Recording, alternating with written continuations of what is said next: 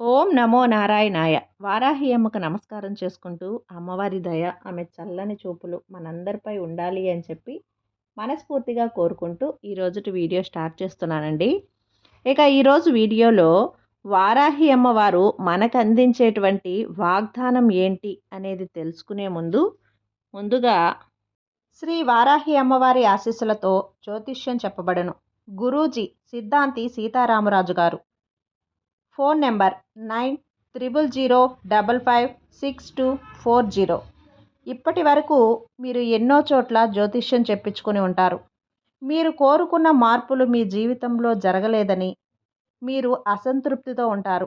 కానీ ఇక్కడ అస్సలు అలా జరగదండి. మీ సమస్యలు ఏవైనా సరే, భార్యాభర్తల మధ్య సమస్యలు, సంతాన సమస్యలు, పెళ్లి సమస్యలు, విద్య, ఉద్యోగం సమస్యలు, స్త్రీ పురుష వశీకరణం, ఇలా మీ సమస్యలు ఏవైనా సరే ఫోన్ కాల్ ద్వారా గురువుగారిని సంప్రదించండి. వాటికి తగిన పూజలు చేసి గురువుగారు మీకు రోజుల్లోనే పరిష్కారాన్ని చూపిస్తారు. గురువుగారు చెప్పింది చెప్పినట్లు 100కి 100% జరుగుతుంది. నమ్మకంతో స్క్రీన్ మీద కనిపిస్తున్న నెంబర్కి 9300556240 అయితే కాంటాక్ట్ అవ్వండి. అంతేకాకుండా భార్యాభర్తల మధ్య వశీకరణ, స్త్రీ మరియు పురుషుల వశీకరణ కూడా 100% జరపబడును. మాకున్నటువంటి ఎన్నో రకాల సమస్యను కూడా గురువుగారు తీర్చారండి. ఖచ్చితంగా నమ్మకంతో స్క్రీన్ మీద ఉన్న నెంబర్కి కాంటాక్ట్ అవ్వండి. ఇక వీడియోలోకి వచ్చేస్తే, అమ్మవారి వాగ్దానంగా ఏ బంధమైతే నీ నుండి దూరమైపోయిందో అది మళ్ళీ నీ ముందుకు రాబోతుంది అని అమ్మవారు మనకు వాగ్దానం ఇస్తున్నారు. బిడ్డ, నీ మనసు నుండి, నీ నుండి శాశ్వతంగా దూరమయ్యే బంధం గురించి నువ్వు ఇలా బాధపడుతున్నావు కదా. మళ్ళీ ఆ బంధం నీ దగ్గరకు చేరుతుందా లేదా అని పదే పదే నన్ను అడుగుతున్నావు.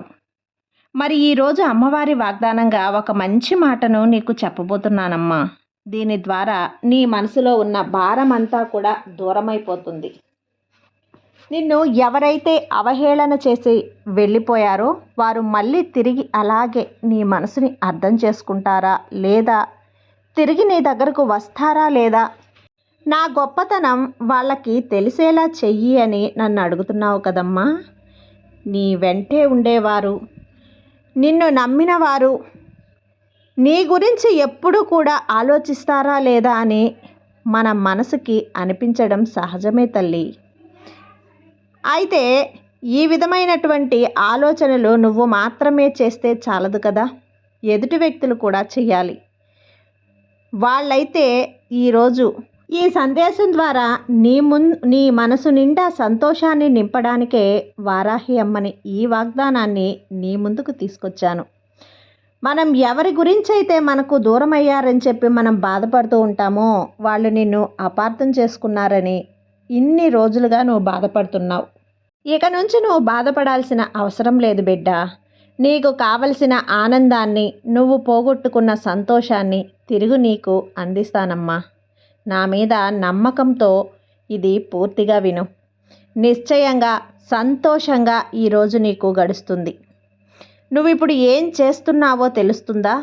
నీ మనసు ఎందుకు అంత అలజడిగా ఉందో తెలుస్తుందా? చెబుతాను విను. ఇప్పటి వరకు జరగని విషయాల గురించి ఆలోచిస్తున్నావు. ఇప్పుడు జరిగే విషయాల గురించి ఆలోచిస్తున్నావు. ఇక అసలు నువ్వు పట్టించుకొనే వద్దు. జరగబోయే దాని గురించి నువ్వు అస్సలు పట్టించుకోవద్దు. ఇప్పుడు జరగలేదు, నాకు అస్సలు జరగదు అనే ఒక నెమ్మదిని నువ్వు పోగొట్టుకుంటున్నావు.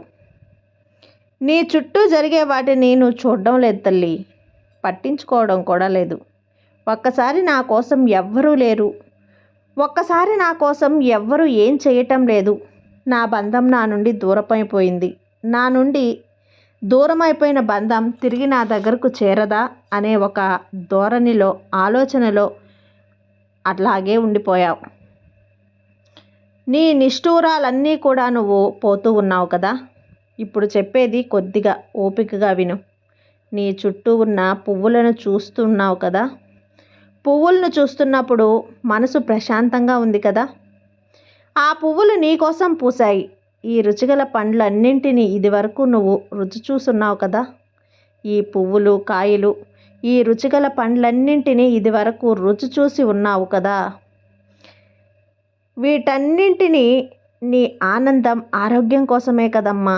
ఇవంతా కూడా నీ కళ్ళకు తెలియడం లేదా? ఎప్పుడైనా సరే వాటి గురించి ఆలోచించావా చెప్పు? ఒక్కసారైనా జరిగే వాటిని గురించి గమనించి చూస్తేనే కదా తెలిసేది. జరిగిపోయిన దాని గురించి మాత్రమే నువ్వు ఆలోచిస్తూ ఉన్నావు.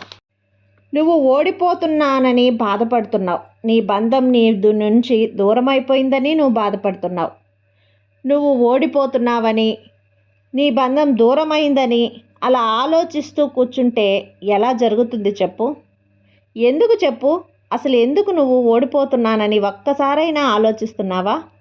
ఎందుకు నీ నుండి దూరం బంధం అయిపోయింది అని చెప్పి ఎప్పుడైనా ఆలోచించావా?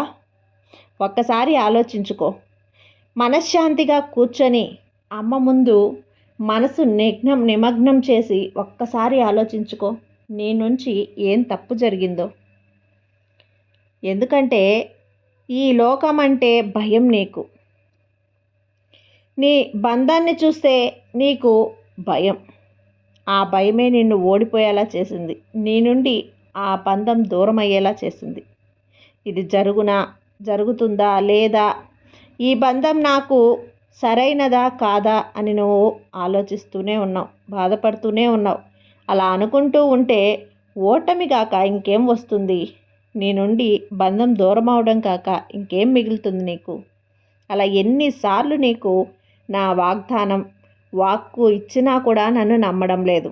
నీకు భయం కలిగినప్పుడల్లా ఆ భయంతో చెప్పు, నీకంటే శక్తి కలిగిన వారాహి అమ్మ నాకు అండగా ఉంది, ఎలాంటి భయం లేదని చెప్పు.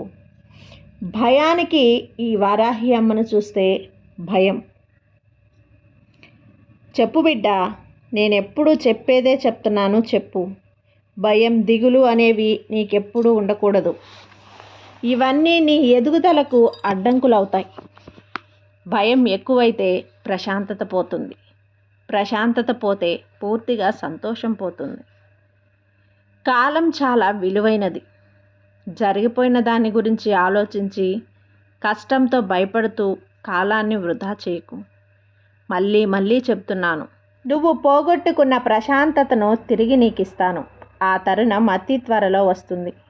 వాటిని నువ్వు పోగొట్టుకుంది మళ్ళీ తిరిగి వస్తుంది. నేను జరిపిస్తాను.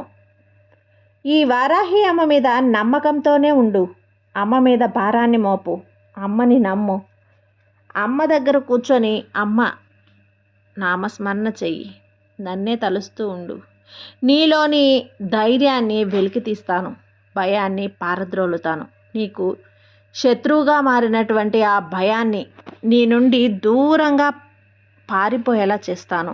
ఇక నీకు ధైర్యమే కదా? సంతోషంగా ఉండు తల్లి. నువ్వు నా బిడ్డవి, వారాహి అమ్మ బిడ్డవి. వారాహి అమ్మ బిడ్డ ఎప్పుడు కూడా సంతోషంగా ఉండేలా నీ తల్లి నిన్ను ఆశీర్వదిస్తుంది. ఈ వాగ్దానం మీకు నచ్చినట్లయితే లైక్ చేసి సబ్స్క్రైబ్ చేయండి.